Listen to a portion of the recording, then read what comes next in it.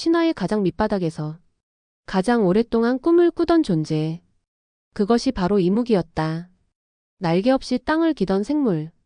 몸을 물로 씻어야 숨을 쉴 수 있고 천년의 피와 눈물을 모아야 비로소 용이 되어 하늘로 승천할 수 있다는 참으로 잔인하고도 고독한 길. 강철이는 그 이무기 중 하나였다. 누구보다 오래 버틴 이무기. 그리고 가장 비참하게 실패한 이무기였다. 그는 처음부터 강철이라 불리지 않았다. 그 이름은 사람들이 붙인 것이었다. 그가 가는 곳마다 벼락이 내리치고 논밭이 썩고 가뭄이 들고 겨울에 벚꽃이 피고 여름에 서리가 내렸다. 강철이 간 데는 가을도 봄이다. 그렇게 불리며 그는 재앙이 되었다. 그러나 아무도 몰랐다. 그가 그렇게 된 이유를. 그가 어째서 사람이 사는 마을만 보면 이가 갈리는지를. 그는 한때 용이 되기 위해 진심으로 수행하던 이무기였다. 깊은 산중 한 치 빛도 들지 않는 바위굴. 그곳에서 100년을 꼼짝 않고 엎드려 있었고 한 번의 뱀 껍질을 벗기기 위해 10년을 견뎠다.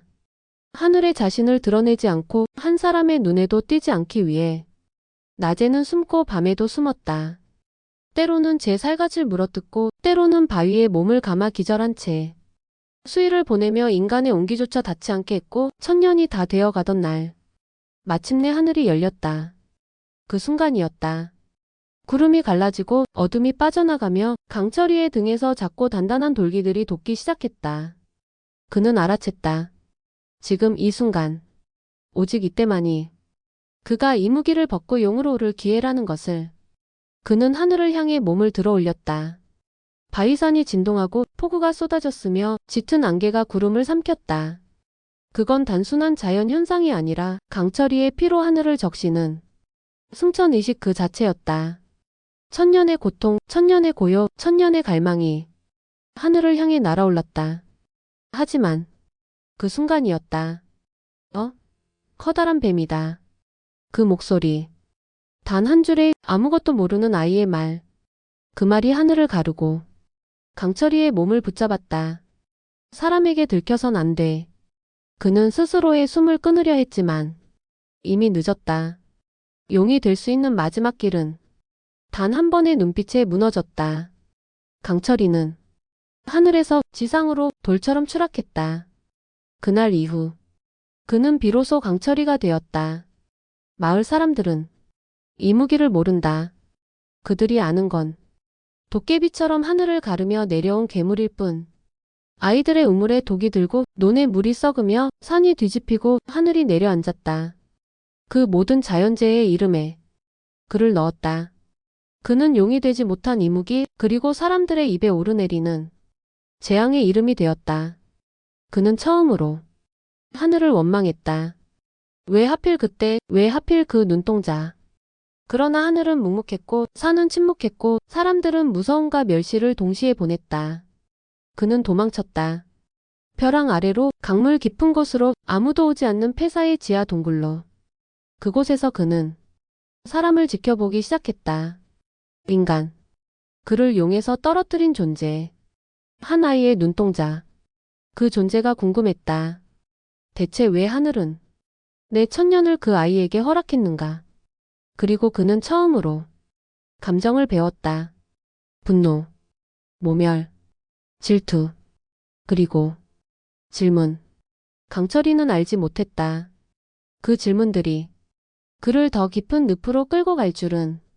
그가 용이 되지 못한 이유는 사람이 본 것이 아니라 사람을 본 그 자신의 흔들림 때문이라는 것을. 그러나 그는 아직 몰랐다. 그의 천년은 이제 막 절반을 지난 것에 불과하다는 걸. 강철이는 떨어진 이후 한동안 움직이지 않았다. 그의 몸은 산의 틈바구니에 처박힌 바위더미에 깔려 있었고 눈앞은 피로 가득했다.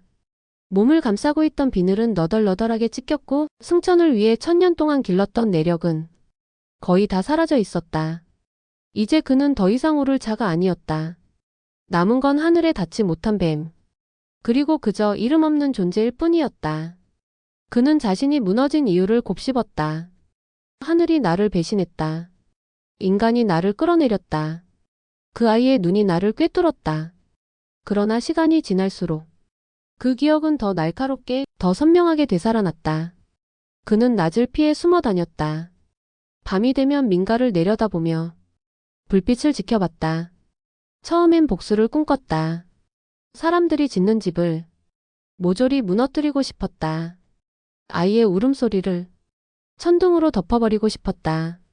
농가 밭을 침수시키고 우물을 썩게 하고 바람으로 사람들의 목을 끊어내고 싶었다. 그러나 그는 참았다. 왜냐면 그는 신이 되고 싶었다. 신은 아무에게나 노여움을 드러내지 않는다. 복수는 인간의 것. 나는 그들보다 높은 곳을 꿈꾸는 존재였다. 그렇게 자신을 다스리며 그는 두 번째 수행을 시작했다. 이름 없는 어둠 속에서. 그러던 어느 날 강철이는 한 무녀의 소문을 듣는다. 이름은 넙덕. 가난한 동네의 만신. 하지만 무당 중에서도 강한 연기를 지녔다고 했다. 강철이는 흥미를 가졌다. 무당이라. 무언가를 보는 자. 신을 부르는 자. 신의 말을 통역하는 자. 그에게 무당은 두려움의 대상이 아니었다. 오히려 자신을 이해해줄 수 있는 존재일지도 모른다고 생각했다. 강철이는 밤마다 넙덕이 사는 산기슭을 맴돌았다. 그는 처음으로 사람을 지켜봤다. 넙덕은 새벽에 일어나 쌀을 씻었고 작은 제단 앞에 향을 피웠다. 그리고 구슬픈 노랫소리로 신을 불렀다. 강철이는 조용히 그녀의 눈을 바라봤다. 그리고 알 수 있었다. 그녀는 보는 자였다. 그녀는 그를 발견했다. 심지어 이름도 모르는 존재에게 이렇게 말했다. 너 천년을 참았구나. 강철이는 몸을 숨기지 않았다. 넙덕은 두려워하지 않았다. 그녀는 손에 작은 돌을 쥐고 그에게 내밀었다. 이건 너한텐 불편할 테지.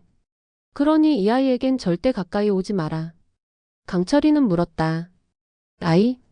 넙덕은 조용히 뒤를 돌아봤다. 그리고 마당 끝에 혼자 서 있는 작은 여자아이를 가리켰다.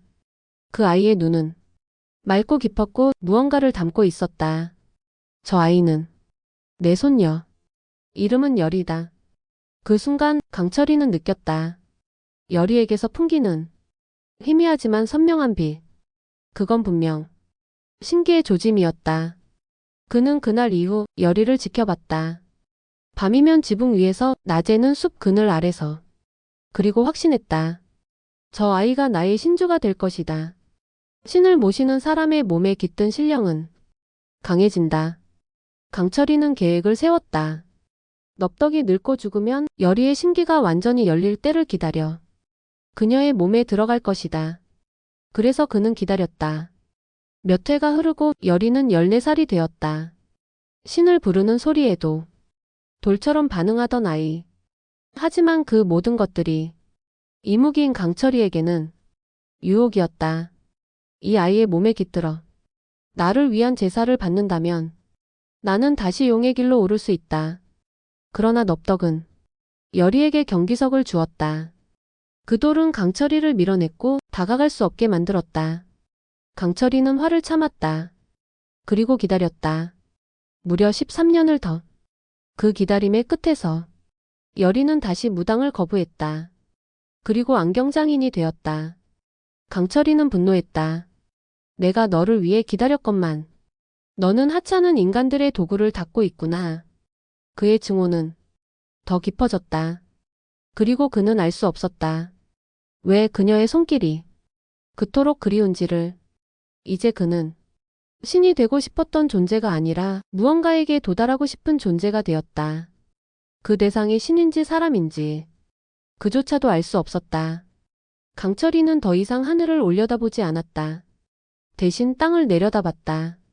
언제부턴가 그는 사람이 걸어가는 뒷모습을, 사람이 웃는 입꼬리를, 사람이 서로를 안아주는 손끝을 바라보게 됐다.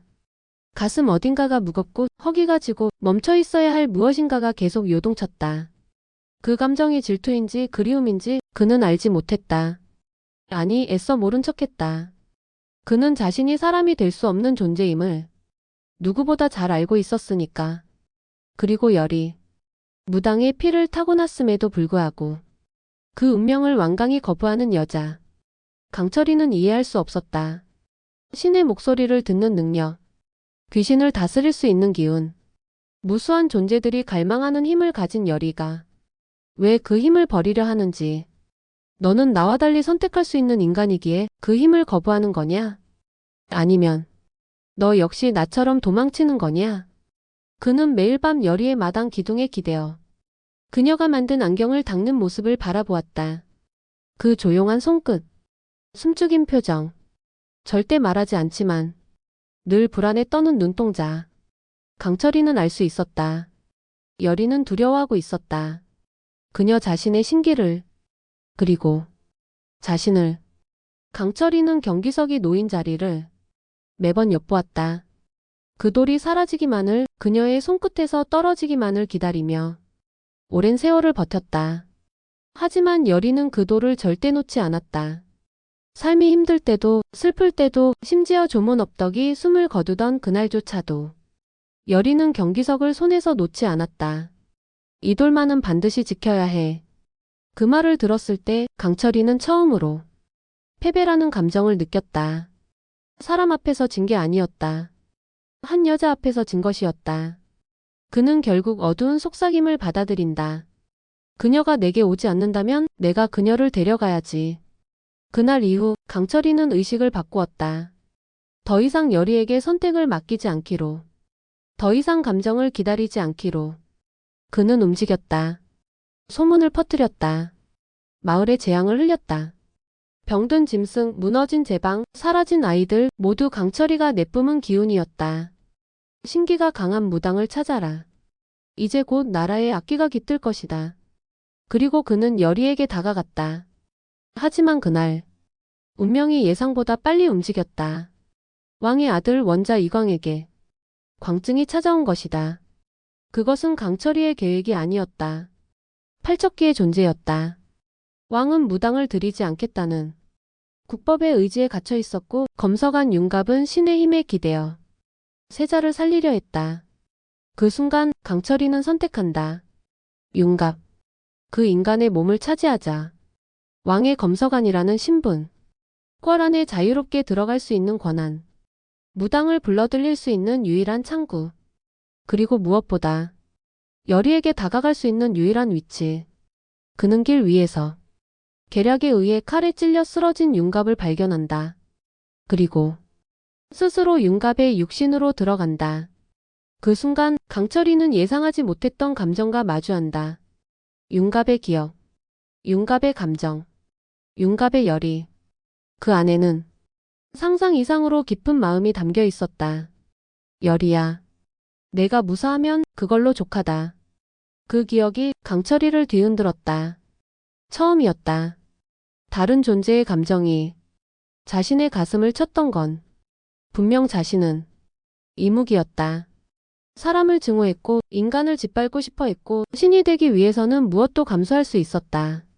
하지만 왜 이 가슴이 이렇게 저릿하지? 왜 그 눈동자가 자꾸 나를 멈추게 하지? 그는 여리를 향한 갈망과 윤갑의 감정을 동시에 품은 채 혼란에 빠진다. 그 혼란은 증오와 애정, 목표와 망설임 사이를 무한히 오가며 강철이를 점점 사람에 가깝게 만들었다. 강철이는 이해하지 못했다. 그가 정말 원하는 것이 신이 되는 것인지 사람 곁에 남는 것인지. 하지만 분명한 건 사람을 증오하려 하면 할수록 자신이 점점 사람과 닮아간다는 사실이었다. 강철이는 여전히 윤갑의 몸을 입고 있었다. 그리고 그 육신 안에서 날마다 갈등하고 있었다. 처음 윤갑의 몸을 차지했을 땐 분명했다. 신이 되기 위한 수단이었다. 왕의 검서관이라는 지위는 무당을 궐로 들릴 수 있는 길이었고 신기의 근원인 여리를 데려오기 위한 통로였다. 하지만 지금은 그 어느 것도 단순하지 않았다. 윤갑의 기억은 단지 과거의 껍질이 아니었다. 그건 살아있었고 계속해서 자신에게 말을 걸었다. 여리야, 내가 널 지킬 수 있다면 이 몸이 사라져도 좋아. 그 감정은 강철이의 목적을 흔들었다. 신이 되기 위한 수단에 내가 감정 따위를 느껴야 해? 그는 스스로에게 되물었지만 이미 늦었다. 감정은 그의 속을 가르며 자라나고 있었다. 그러던 어느 날 강철이는 여리와 단둘이 마주했다. 경기석을 손에 든 여리는 차가운 눈으로 그를 바라봤다. 당신 도령이 아니지? 강철이는 대답하지 않았다. 대신 조용히 다가가려 했다. 하지만 여리는 뒤로 물러났다.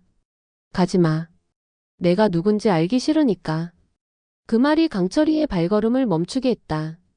그는 윤갑의 얼굴로 하지만 강철이의 목소리로 말했다. 내가 너에게 원하는 건 하나다. 내가 용이 되는 것. 너는 신기가 강한 무당이고 나는 오르지 못한 이묵이다. 내가 널 빙의의 신주로 삼는다면 다시 하늘을 향해 나아갈 수 있어. 그 말은 단도직입적이었고 잔혹했으며 한편으로는 거짓 없는 진실이었다. 여리는 눈을 질끈 감았다.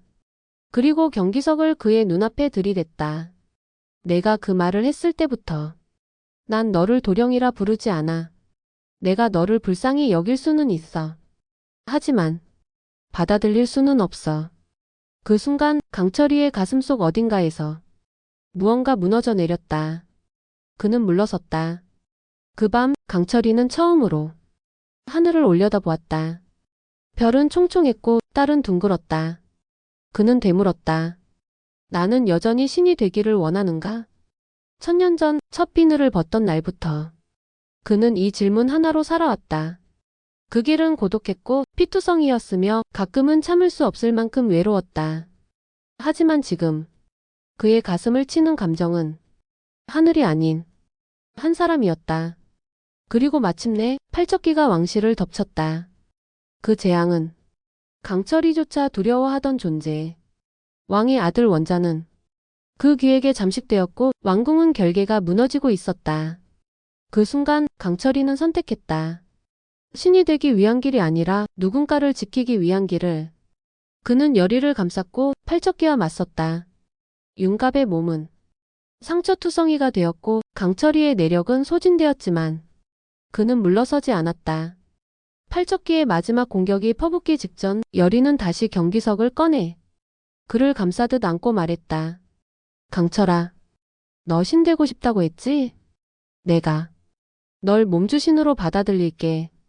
그 말에 강철이는 처음으로 눈을 감았다. 그 눈꺼풀 뒤에서 1000년 동안 그가 보지 못했던 사람의 눈물이, 사람의 기도가 떠올랐다. 그는 미소 지으며 대답했다. 이제 와서 왜 그러냐? 늦었잖아. 하지만 고맙다. 그날 하늘은 아무 말도 하지 않았다. 하지만 땅은 울었고 바람은 흔들렸고 사람들은 몰랐다. 한 이무기가 1000년을 돌아 사람의 마음을 안고 다시 신의 문 앞까지 도달했다는 사실을. 강철이는 여전히 윤갑의 몸 안에 있다. 그리고 여리는 여전히 경기석을 가슴에 품고 산다. 그 돌이 더 이상 강철이를 밀어내지 않는 이유는 단 하나. 그가 더는 위협이 아니라 그녀가 지키고 싶은 존재가 되었기 때문이다. 강철이는 아직도 신이 되지 못했다. 하지만 그는 안다. 이제 자신에게 하늘보다 높은 것이 생겼다는 걸. 그것은 사람의 마음, 그리고 사람 곁에 서려는 의지였다.